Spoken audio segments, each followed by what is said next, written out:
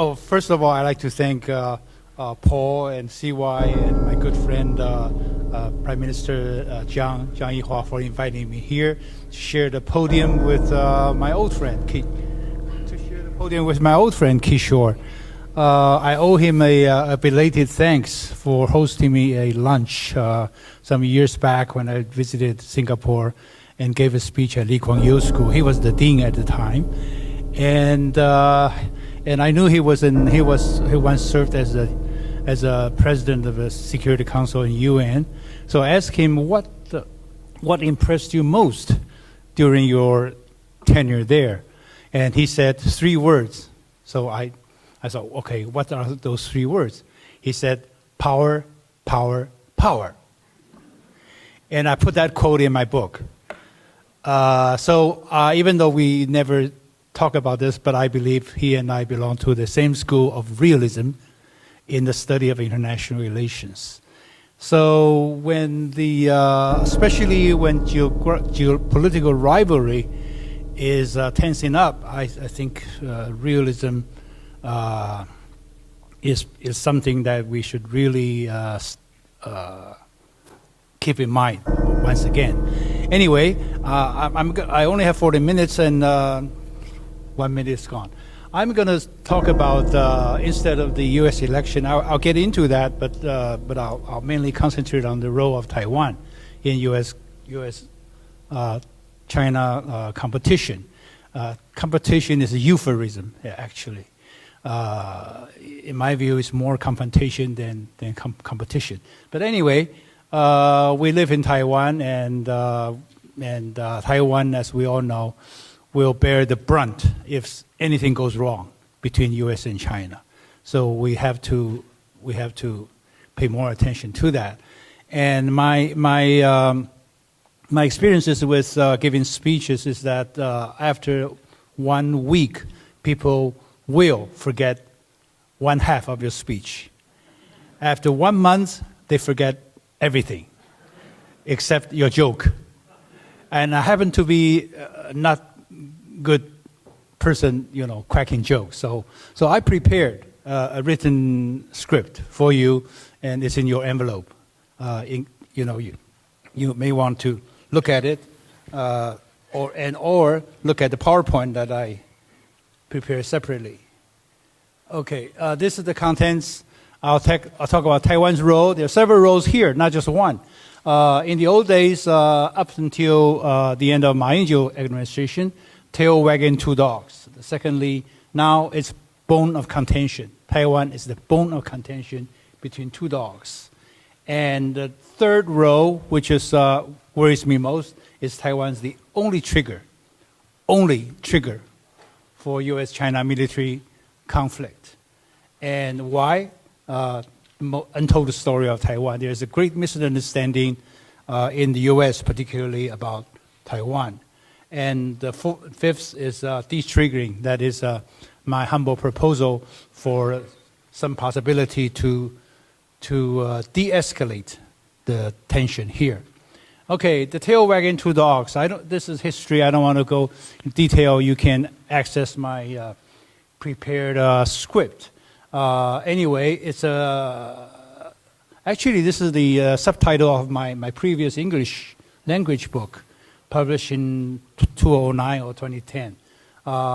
Taiwan at the time was the tail, and we could wag 2 dogs because Taiwan went through democratization, Taiwan economic miracle, and moderate relations with China and all that. So U.S. and China paid great attention to us, and Taiwan took a number of initiatives that changed the cross-strait relations, oftentimes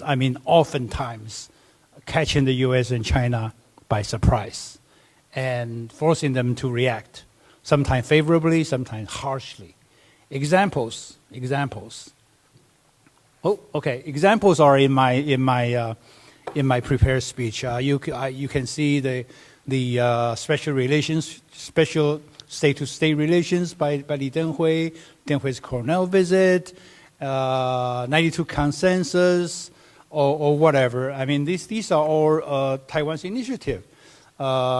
we talk about over lunch this morning, and the white gloves. That is how Taiwan and China could sit down and negotiate on a variety of issues.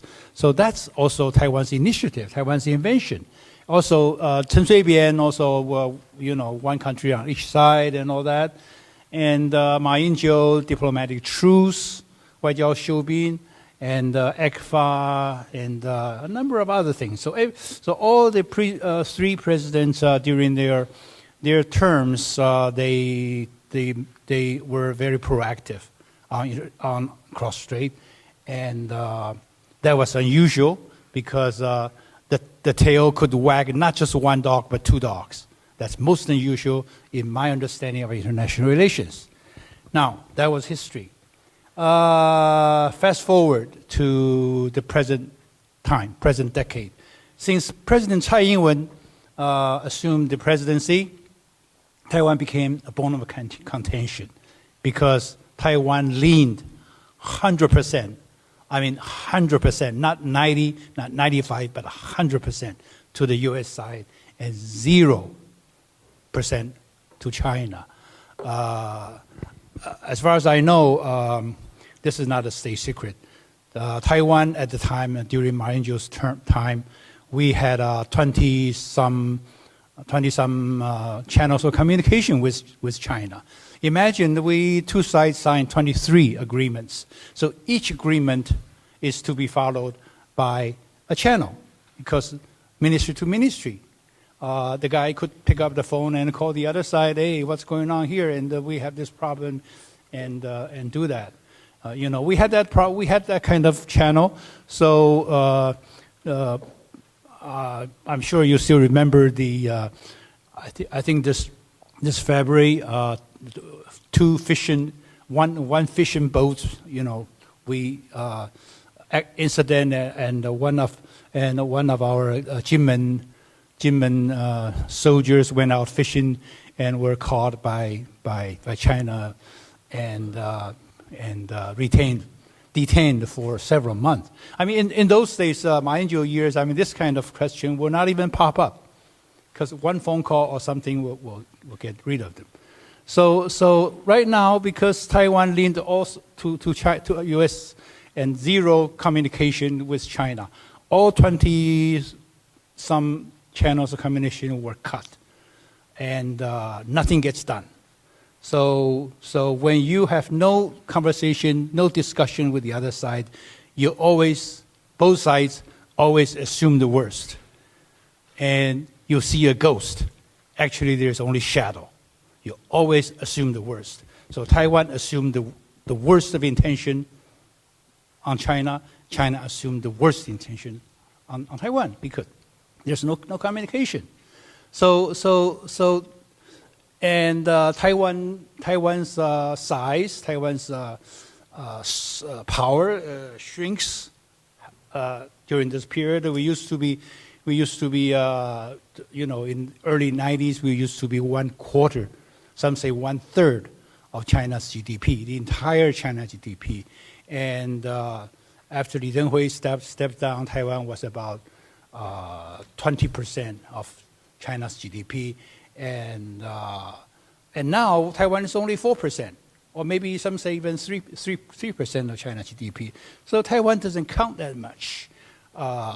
In 1 year, China's growth now 5 or 6% a year.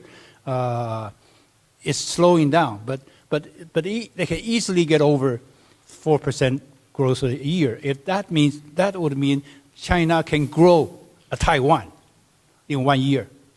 So in other words, China's weight is going down. So China used to pay a lot of attention to Taiwan's elections. My understanding is not anymore. 国台办, Taiwan Affairs Office, they pay attention to Taiwan's election, but they really don't care that much. Not as much as before, because it doesn't make that much difference. Of course, another issue is that the position of each party. But overall, Taiwan's weight has gone down. But so U.S. importance has gone up. So China focuses their eyes solely on the U.S. and only slightly toward Taiwan. But this shifting of Taiwan's position in the military, in the balance, U.S.-China balance, has three consequences. One is heightening China's sense of urgency for unification, because they used to think when they had communication with Taiwan, where they had people-to-people exchanges, they thought, well, we may not marry you now, but we will marry you someday. So they had some hope.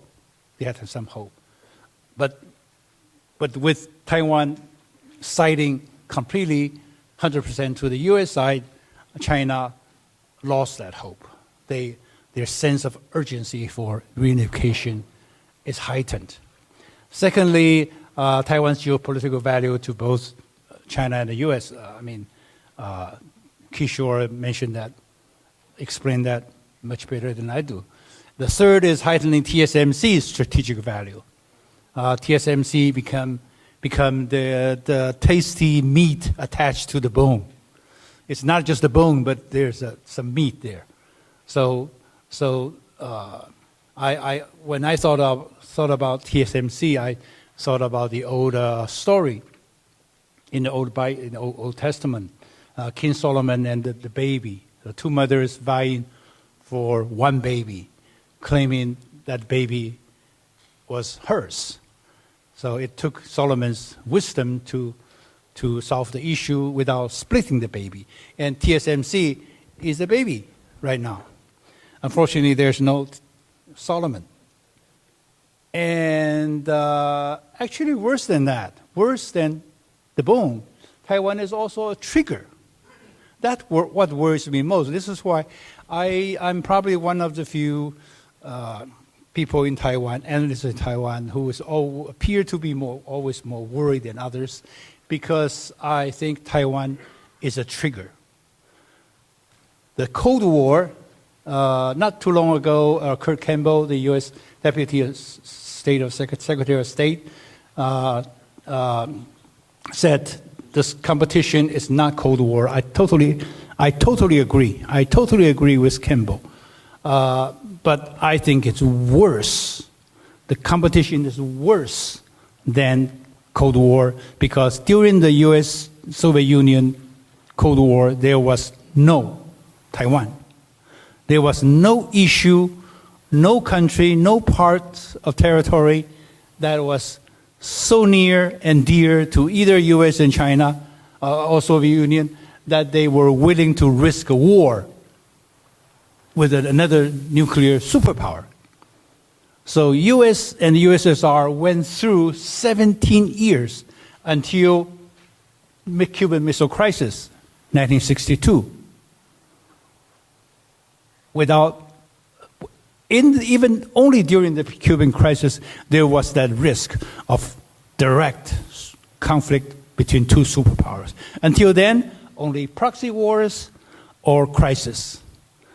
Korean War, two Taiwan Strait crisis, wars in Middle East, Hungarian Revolution, and you name it, quite a few during those 17 years. Berlin crisis, but there was no threat of direct conflict. But not so with this situation, because Taiwan is so near and dear. There's no buffer. Taiwan is right here, so near China, and so dear to China. Not so dear to the U.S., not so near to the U.S., but to China. So because of the role, the trigger, Taiwan as a trigger, the competition is structurally more dangerous than the old previous Cold War. Unfortunately, there are too many trigger-happy hawks in Taipei. I don't have the names. You know better. In Washington and also in China. All three capitals. And no communication or very poor communication. And worse. Why I'm so worried? Because U.S. policy is driven by misunderstanding of China. Taiwan, of course, China also has problem understanding Taiwan, but not as as poorly as U.S. I think U.S. is really, I think despite the AIT, the presence of AIT here, despite all the CIA work and all that, I think that deep down, they don't know really what's going on here. The bias, one bias, which covers everything, is that the U.S. people, analysts, government, and academia, and media, they tend to view Taiwan as part of the solution, which is true. I think Taiwan should be and could be part of the solution. But they don't realize Taiwan also part of the problem. But there are also three misperceptions. One is that China alone change the status quo, not Taiwan, and not realizing Taiwan. It's also Taiwan also changed the status quo, and I think the consequences of this misperception is that the heightened China fear of containment, Taiwan-China, U.S.-China collusion against China, U.S.-Taiwan collusion against China. So China's fear is heightened. Secondly, emboldening Taiwan's pro-independence policy. I don't want to use the word pampering, but I think that's practically the case. Practically the case. But at least people in Taiwan, at least DPP administration felt very safe that the U.S. is on our back. So we don't have to worry about, we don't have to do anything. We don't have to reach out to China. We don't have to do anything that is conducive to reducing the tension.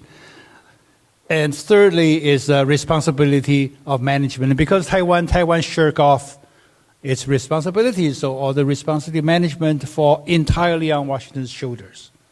Unfortunately, I think not good for the U.S.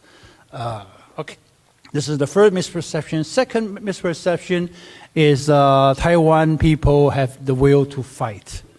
I have a lot of evidence. I'm sure people here can offer your own observation. I think the general view in Taiwan is there's no will to fight, except the government sponsored public opinion poll. Government always sponsor polls that would say 70% of people are willing to fight. Because when you get a phone call from somebody asking you if you're willing to fight your country, you got a phone call. I mean, morally correct answer, political correct answer is yes. But in fact, no. In fact, no. Evidence abound. I put down some it's all open sources data. I'm not in government anymore. I don't have intelligence, but just open sources. We know that. So the young people are, especially the young officers are severely lacking in our military forces, especially in Air Force. Air Force is the front line. Air Force in the front line. They will be the first to die. And they were just exhausted by the now the only aerial PRC's penetration into our airspace. The pilots, especially if I remember, especially the major rank and lieutenant, major, the backbone, the squadron level pilots are quitting en masse, and the young recruits are very few. And also the army. If you go to any army units, you will find the company level, company leader and the platoon leaders are in shortage, great shortage. So oftentimes the master sergeant had to serve as the company leader, and because of the lack of trained officers. So the training of the soldiers Now we have recruits. We have 1 year conscript coming in.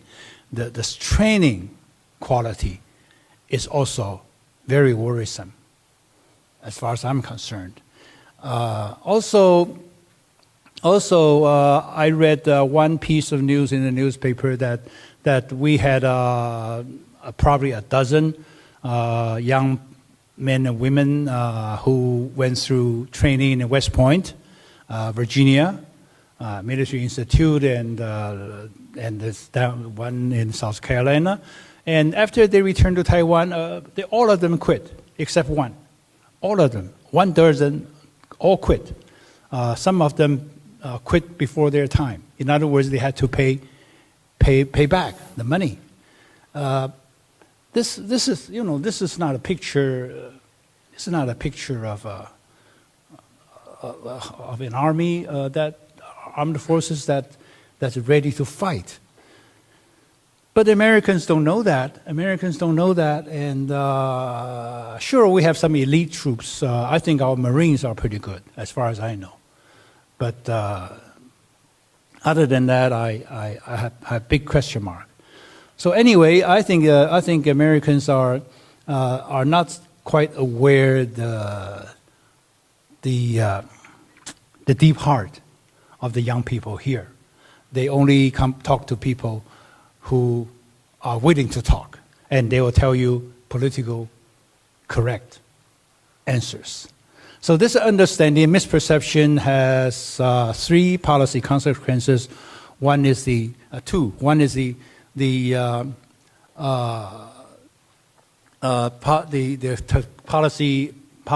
design for Taiwan actually it's not work very well because Taiwan people are not like Ukraine. People are powerless, and they don't want to risk their life. They don't want to pay a cost for their security. That's what it is. And secondly, again, the burden of defense falling mostly on the U.S. And Taiwan just pretending that we are preparing for war. Pretending. I'm underlining pretending. But actually, we're not, as I'm sure you all know that. The third misperception is Taiwan is a democracy. Taiwan is a democracy compared with China, compared with some others. But I think right now Taiwan is moving away from democracy. I would even call Taiwan is probably half democracy. We have election. Sometimes fair, sometimes not so fair. It's free. We have freedom of speech, like what I'm doing now, but unfortunately, it's toothless. It's toothless. In other words, you can bark or with your to your heart's content, but you can't bite because you have no teeth. That's what freedom democracy is about. Why so? Why freedom of speech is toothless? Because we have very authoritarian president. Most people don't know that. I spent quite a few pages in my book about this.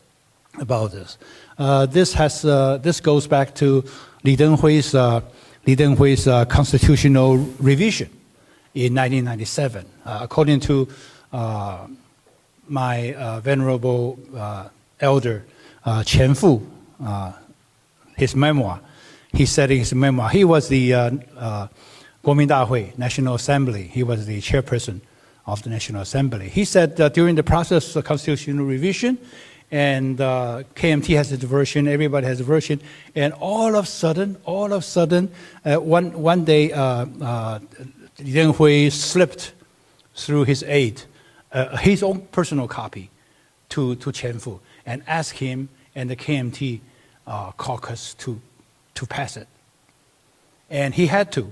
He threatened to resign, but he didn't. So the Li Denghui's version, personal version, passed through the constitutional process and became the new constitution beginning in 1997. A new constitution empower our Republic of China's president as if Republic of China president is a king or queen elected. Why? Because, let me see if they, okay, here. Okay. The details not here. Details in my prepared. So because in Taiwan's president's power is more powerful than U.S. president, than British prime minister, than Japanese premier, than everybody, because he or she can appoint and fire any premier, any minister, any vice minister without consultation or confirmation by anyone.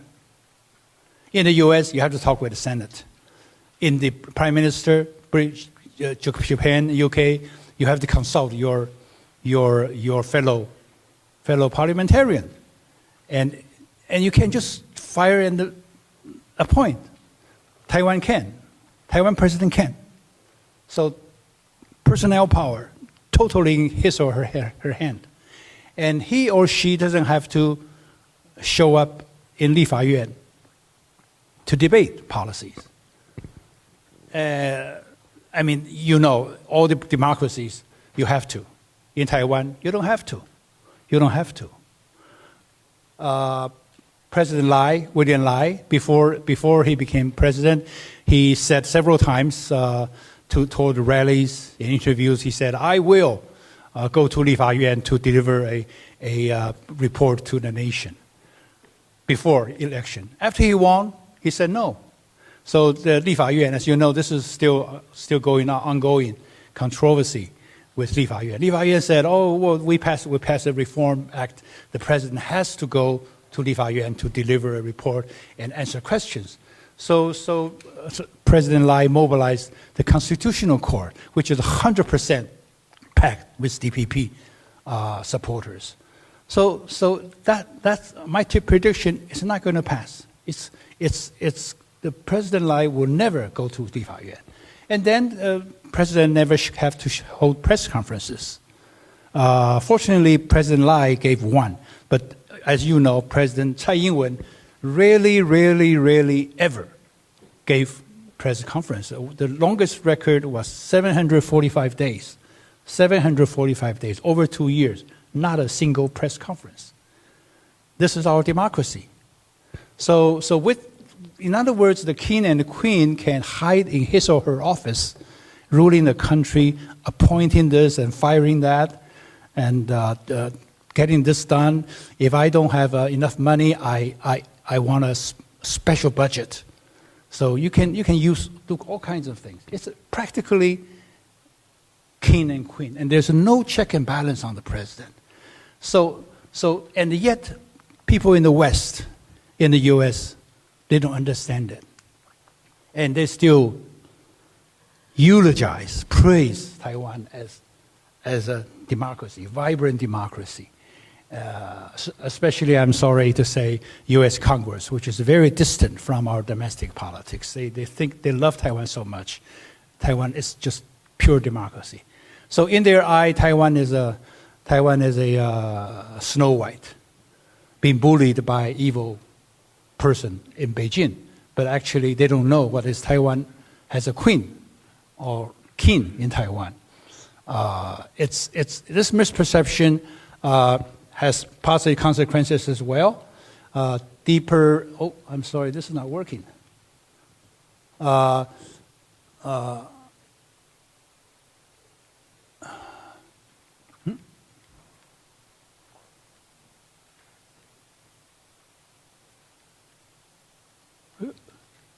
Can you help me? 怎么都不动了，完全没有反应。帮我弄一弄，回到刚才。回到刚才，好。对，这里好。Yeah. Okay. The bottom 3 lines. Policy consequences. If geopolitical rivalry has happened many, many times in history. They could be managed. Of course, some of them did turn into military contests, but they could be married. But if you turn that into a good and evil struggle, it's less easier to manage the competition. And worse is that this practical king or queen, this authoritarianism in Taiwan is polarizing Taiwan society even more. And we all know. And division is deeper. And which make Taiwan people less likely to join ranks during crisis or war. Okay, so what to do about it? I hate to see Taiwan go into flames. I hate to leave Taiwan. I want to spend the rest of my life here in Taiwan. Keep it the way it is. So we have to find a way.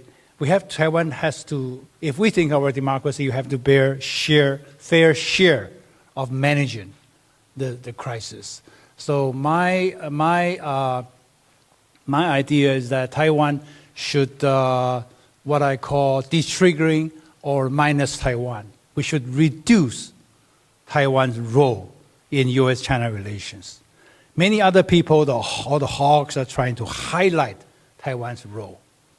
I think we should do the opposite. We should reduce Taiwan's role. U.S. and China have plenty of things to argue about, plenty of things to fight over. Technology, trade, and finance, and you name it, and South China Sea, and whatever.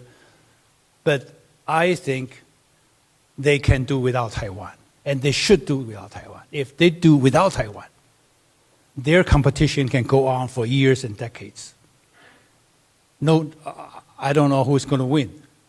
Yeah, I tend to agree with Kishore that if you look at the long run, given the current situation, you're forecasting linear fashion is going to be like that. China, according to Ray Dalio's recent report in July, published in July, 2 months ago, in the next 10 years, China's growth will average 4%, which is slower than current past few years. But U.S. will average only 1.4. So the trend is definitely in China's favor. But they can do without Taiwan. Without Taiwan, they can afford to compete without fear of direct confrontation. So how to do that? 3 approaches. I have always favored the first approach. I put that clearly in my book. But I'm knowing fully well that this is, how do you call it, dead end. It's a dead end. DPP is not going to buy it, and China, for now, is not going to buy it. So cross-trade dialogue is probably no way to go, non-starter. So I think there's still slight chance of U.S.-China dialogue. That's the only way to save Taiwan from forceful unification, 武统, or living dangerously as now. Why there's a slight hope? Because I think, we all discuss U.S. Policy toward China, and I totally agree with he put it very well. It's emotional.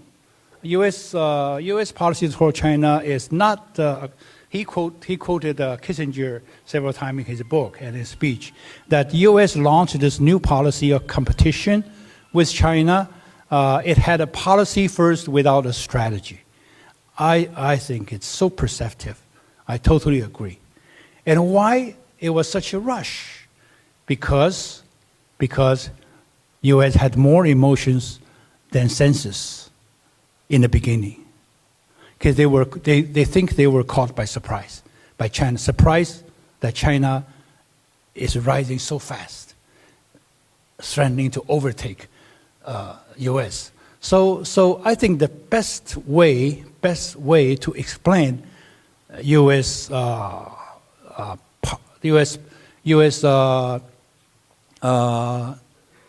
policy consensus toward China, despite their internal differences, despite the partisan polarization, the only way is this psychological model.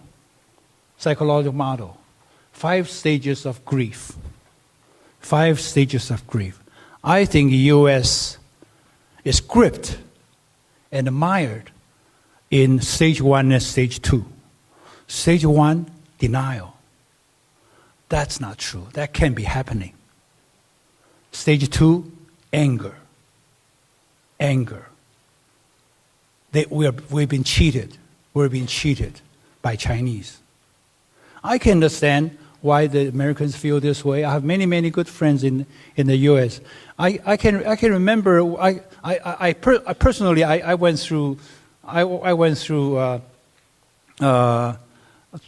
my personal deliberation of this issue changed a bit. In the 90s, I was a firm believer in democracy in Taiwan, of Taiwan. And also I believe to some extent that Taiwan's democracy could influence China. But after visiting China several times after I left government, I changed my mind. I thought China was too big and too proud to adopt the Western system of multi-party competition, freedom of speech, and all that, because the country was too big, too diverse, and they're too proud to accept that system. So I personally thought, well, I was wrong in the 90s, and the people of each country should think what's the best for what's the best system for their own, on their own.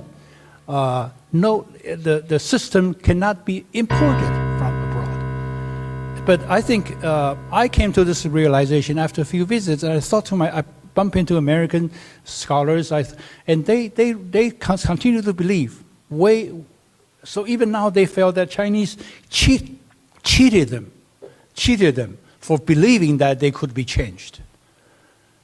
But I think Americans, my good friends, misled themselves. I have a good example. My personal. My wife is here. She probably doesn't know. So I don't know if I told you about that. In sometime after year 2000, I had a good friend of mine. He's about 15, maybe 20 years my senior. A eminent American scholar of political science in Ivy League University, whom I respected very much. He was visiting Taiwan, and I invited him to my home. And at my home, we have a small room devoted to a Buddha, Guanyin Pusa, and ancestors. So I burn incense. My wife also. We burn incense from time to time to pay our respect to the ancestors and to Guanyin Pusa. It became a habit. But when the good friend, professor, I don't want to name his name, he said, he was so shocked. He said, Suchi, I mean, after education in the U.S., after all these years living in the West and traveling, and you're still doing this? And I was more surprised than that he would feel that way. Because so I think this is the Chinese side he didn't see, despite his years of immersion in Chinese studies. He was a study of Chinese culture and all that, not politics. But I thought,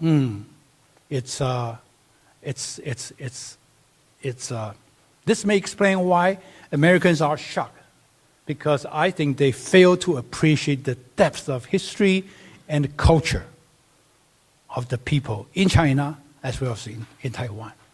So yes, we are westernized, but deep down we are Chinese, and we try to mingle these two comfortably together, but you cannot ask us to separate one entirely out of it. It's impossible.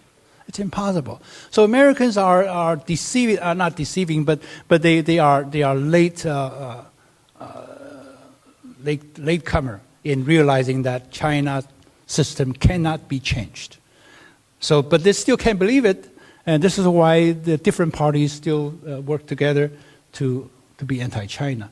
But I think someday, somehow, I don't know how, if they grow out of these two stages into the third stage, they'll be ready to bargain. This may be out of a crisis, I hope not, or internal changes in the U.S., political changes, or political debate inside the U.S., which would slide the U.S.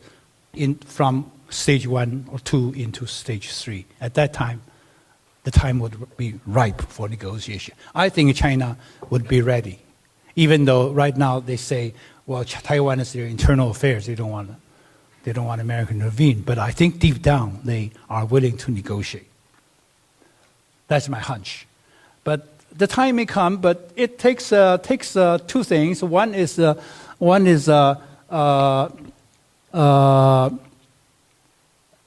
mutual recognition of the danger of conundrum. Secondly, it takes a strong leader. I don't know whether Harris or Trump would be the strong leader. If one of them turned out to be, then he or she could overcome the opposition at home and reach a bargain. And there are three formats of the bargain. One is the grand bargain, which involves many issues. Second is the interim agreement. Third is this forced communique. And if any one of these three is to be reached, the tension would be reduced, and they would continue to compete, but without Taiwan. If both options, if China, of course, this right now this tension, high level tension, can continue, procrastinate for some time. But I doubt China or Xi Jinping will allow it to go on for a long, long time. I seriously doubt it. His age, his political career, and the military balance, everything, as far as I know, will give him a crunch on time. So I will not be sit relaxed that we can have a good life for a long time to come. So if we don't explore these two non-forceful options, then PRC would believe that there's no hope for peace. So there's always the last resort, which is not unthinkable. And Taiwan's role is minimal at this point because it's a geopolitical rivalry. Taiwan, because we put ourselves 100%. If Taiwan put ourselves somewhere like Japan or Korea, I always say Taiwan should learn from Japan or Korea. They are also moving toward anti-China. But they always cut the spectrum 90, 10, 80, 20, 70, 30, not 100% zero. Not 100% zero. Taiwan, unfortunately, put 100% zero. By doing that, we forfeit our historical privilege. This is the only crack in our history, Taiwan's history, centuries history, only crack when Taiwan could help manage and determine our own fate. But we forfeit, DPP forfeits this privilege. By doing that, we leave our fate to the hands of one power, one great power, that is China, or two great powers, US and China. And Li Denghui will turn in his grave. Yeah. Thank you very much. overtime. Sorry.